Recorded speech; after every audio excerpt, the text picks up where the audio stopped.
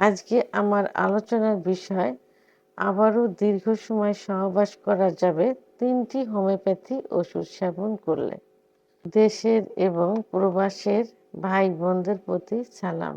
যৌন অক্ষমতার রোগীদের কমন একটা অভিযোগ যে তারা সহবাসে সময় পাচ্ছে না, অর্থাৎ দ্রুত বীর্যপাত হয়ে যায়। বিশেষ করে পুরুষ তাদের অভিযোগটা বেশি থাকে। তাদের ওয়াইফদের অর্থাৎ স্ত্রীরও অভিযোগটা একটাই যে তার হাজব্যান্ড সহবাসে আসলে তার বীর্যপাত হওয়ার আগেই স্বামীর বীর্যপাত হয়ে যায়। দেখা যায় যে মানে সহবাসে লিপ্ত হওয়ার আগেই স্ত্রীর যোনি স্পর্শ করা মাত্রই বীর্যপাত হয়ে যায়। আবার অনেকে ৩০-৪০ সেকেন্ডের মধ্যে হয়ে যায়। সাধারণত যাদের ১ মিনিটের ভিতরে বীর্যপাত হয়ে যায় সেটাকে কিন্তু দ্রুত বীর্যপাত বলে। আর ১ মিনিট পরে ৩-৪ মিনিট তারও বেশি যারা স্বামী স্ত্রী একসঙ্গে বীর্যপাত হয় সেটাকে দ্রুত বীর্যপাতের ভিতরে ধরা হয় না, কারণ উভয়ে সুখ অনুভব করতে পারে। তো এই যে দ্রুত বীর্যপাত, দ্রুত বীর্যপাত হওয়ার পিছনে অনেক কারণ রয়েছে। বিশেষ করে পুরুষের যে হরমোন টেস্টোস্টেরন হরমোন কমে গেলে এই সমস্যাটা বেশি হয়ে থাকে। অনেকের ধারণা যে অতিরিক্ত হস্তমৈথুন করার কারণে এটা হয়ে থাকে। হ্যাঁ, হস্তমৈথুন নর্মালি করার কারণে কিন্তু এই সমস্যা হয় না, কারণ হস্তমৈথুনে ওইভাবে যৌন অক্ষমতার প্রভাব পড়ে না। কিন্তু যখন অতিরিক্ত হস্তমৈথুন হয়ে যায় তখন দ্রুত যৌন অক্ষমতার উপরে প্রভাব পড়ে। যখনই সবকিছু অতিরিক্ত হয়, আর বিছানায় ঘর্ষণ দিয়ে বীর্যপাত, অতিরিক্ত স্বপ্নদোষ, অতিরিক্ত যৌন মিলন ইত্যাদি কারণে কিন্তু যৌন অক্ষমতা আসে এবং দ্রুত বীর্যপাত যৌন অক্ষমতার একটা অংশ। এখন দ্রুত বীর্যপাত হওয়ার পিছনে অনেক কারণ রয়েছে। অনেকে দেখা যায় যে এক্সাইটেড খুব বেশি হয়ে যায়, নিজেকে কন্ট্রোল করতে পারে না।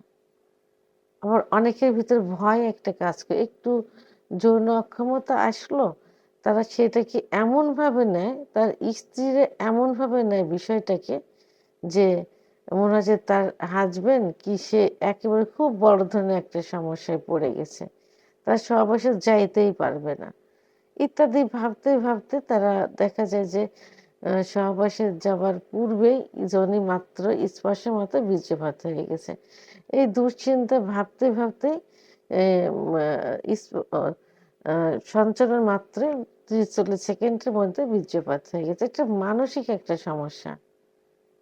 তো এবং দ্রুত বীর্যপাতের কারণে স্বামী স্ত্রীর সম্পর্ক নষ্ট হয়ে যাচ্ছে, স্ত্রী পরকীয়ায় লিপ্ত হয়ে যাচ্ছে, সংসারে অশান্তি সবসময় লেগেই থাকে। সংসারে পারিবারিকভাবে, সামাজিকভাবে, রাষ্ট্রীয়ভাবে বিশাল একটা সমস্যার সৃষ্টি হয় এই দ্রুত বীর্যপাতের কারণে।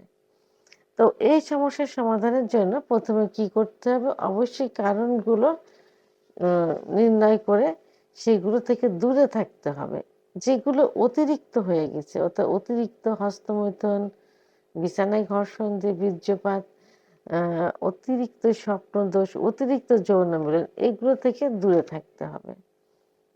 আবার ডায়াবেটিস, উচ্চ রক্তচাপ, হার্টের সমস্যা থাকে সেগুলো কন্ট্রোলে থাকতে হবে, প্রপারলি ডাক্তারের চিকিৎসাধীন থাকতে হবে। এবং পুরুষের যে হরমোন টেস্টোস্টেরন হরমোন, এই লেভেল বাড়ানোর জন্য পারিবারিকভাবে যে খাবারগুলো আছে প্রতিদিনের খাবারের তালিকায় সেই খাবারগুলো অ্যাড করতে হবে, যেমন দুধ, ডিম, খেজুর, কাজু বাদাম, মধু, ঘি, এইগুলো খেতে হবে। ডায়াবেটিস রোগীরা মধু ওইভাবে খাওয়া যাবে না, তাহলে ১ চামচ করে ২ বার খেতে পারেন, সকালে এবং রাত্রে ১ চামচ, ২ চামচ, সকালে ১ চামচ, রাত্রে ১ চামচ। মধুতে ন্যাচারাল সুগার থাকে, ডায়াবেটিস ওইভাবে বাড়াবো না যদি এই পরিমাণ খাওয়া যায়। আর উচ্চ রক্তচাপের রোগীদের দুধটা পরিমিত পরিমাণ খেতে হবে, অর্থাৎ ১ পোয়া দুধের ভিতরে ১ পোয়া পানি, এবং এবং একটা হাঁসের ডিম, সর্বোচ্চ ২টা হাঁসের ডিম আধা সেদ্ধ করে খাইতে হবে। আর অবশ্যই প্রেশারের ওষুধ খাইতে হবে, প্রেশার কন্ট্রোলে রাখতে হবে। এবং সর্বশেষ একজন অভিজ্ঞ সম্পূর্ণ হোমিওপ্যাথি ডাক্তার দেখাতে পারেন রেজিস্টারকৃত, কারণ হোমিওপ্যাথি যার কোনো পার্শ্ব প্রতিক্রিয়া নেই। তো আজকে আমি মাত্র ৩টা হোমিওপ্যাথি ওষুধের নাম বলবো, যে 3টা হোমিওপ্যাথি ওষুধ সেবন করলে, এবং সেটা একটু ধৈর্য ধরে খেতে হবে। অনেকের ধৈর্য থাকে না, এখন খেলাম এখনই রেজাল্ট পাইতে হবে। এটা কি হলো? অন টাইম ট্যাবলেট হলো, অন টাইম ট্যাবলেটের মতো। যে এটা খেলে কি হবে? প্রথমে কিডনি ড্যামেজ হবে, দ্বিতীয়ত এই অন টাইম ট্যাবলেট পরবর্তীতে আপনার কোনো কাজই করবে না, এবং পরে প্রপারলি চিকিৎসা নিলেও কিন্তু কোনো কাজ হবে না। তাহলে ধৈর্য ধরে ওষুধ খেতে হবে। ডাক্তার দেখানোর পর ডাক্তার যে কদিন আপনাকে সাজেস্ট করবেন, একটু ধৈর্য ধরে সেই কদিন ওষুধ সেবন করতে হবে। তাহলে একটা সময় ঠিক হয়ে যাবে। আর মনকে শক্ত করতে হবে। প্রয়োজনে সাইকোলজিক্যাল কিছু পরামর্শ নিতে হবে, কাউন্সেলিংয়ের ব্যবস্থা করতে হবে মনকে শক্ত করার জন্য। তারপরেও যদি কাজ না হয়, ওষুধ খাওয়ার যে ধৈর্য না থাকে, আপনি মাঝে মাঝে ডাক্তারের পরামর্শ অনুযায়ী আপনি প্রোটেস্ট ব্যবহার করতে পারেন, শক্ত কন্ডম ব্যবহার করতে পারেন। তবে সেটা চিকিৎসার ভিতরে আনা যাবে না, অভ্যাসে পরিণত হওয়া যাবে না। কারণ একটা সময় দেখা গেল যে এটা অভ্যাসে পরিণত হয়ে যাবে।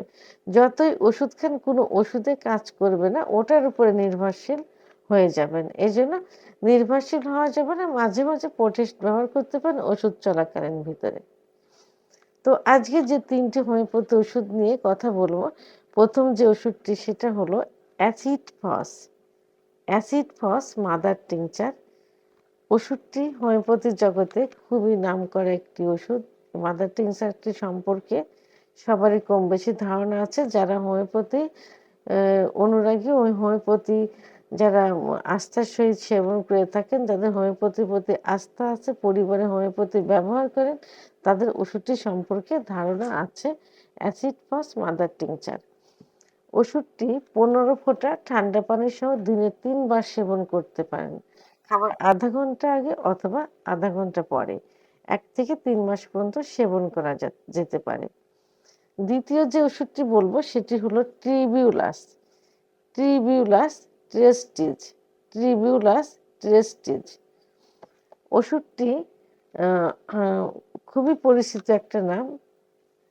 যাদের যৌন অক্ষমতা বেশি, বিশেষ করে যাদের দ্রুত বীর্যপাত হয়ে যায়, তাদের ক্ষেত্রে খুবই ভালো কাজ করে থাকে। ওষুধটি নিয়মিত সেবন করলে দ্রুত বীর্যপাত থেকে বেরিয়ে আসা সম্ভব হবে। ওষুধটি 15 ফোঁটা ঠান্ডা পানি সহ দিনে 3 বার সেবন করতে হবে, খাবার আধা ঘন্টা আগে অথবা আধা ঘন্টা পরে। 1 থেকে 3 মাস পর্যন্ত সেবন করা যেতে পারে। 3 নম্বর যে ওষুধটি বলবো, এটা একটি ট্যাবলেটটি টিটিনিয়াম 3x। ওষুধটি খুবই ভালো কাজ করে থাকে। এটা প্রতিদিন সকালে, দুপুরে, রাত্রে 3 বার সেবন করতে হবে। 4টা করে ট্যাবলেট চুষে খেতে হবে। খাবার পর কুসুম গরম পানি সেবন করতে হবে। এই ওষুধটিও দ্রুত বীর্যপাত রোধ করতে খুব ভালো কাজ করে থাকে। 1 থেকে 3 মাস পর্যন্ত সেবন করা যেতে পারে। আমি যে ওষুধ 3টে নাম বললাম, অবশ্যই জার্মানি ওষুধ ব্যবহার করবেন, বিশ্বস্ত জায়গার থেকে নেবেন। যে ডাক্তার থেকে চিকিৎসা নিচ্ছেন, প্রয়োজনে সেই ডাক্তার থেকে ওষুধ নেবেন। কারণ ডাক্তার নিজের ক্যারিয়ার বজায় রাখতে চাইলে অবশ্যই সে ভালো ওষুধ দিবেন, সর্বোচ্চ ভালো ওষুধ দেওয়ার চেষ্টা করবেন। এই জন্য আপনি দেখে শুনে বুঝে ডাক্তারের নিকট থেকে ওষুধটি নেওয়ার চেষ্টা করবেন। ভিডিওটি সম্পর্কে যদি কোনো মতামত থেকে থাকে, অবশ্যই কমেন্টসের মাধ্যমে জানাবেন। আর ভিডিওটি ভালো লাগলে লাইক, কমেন্ট, সাবস্ক্রাইব করে আমার সঙ্গে থাকুন। আল্লাহ হাফেজ।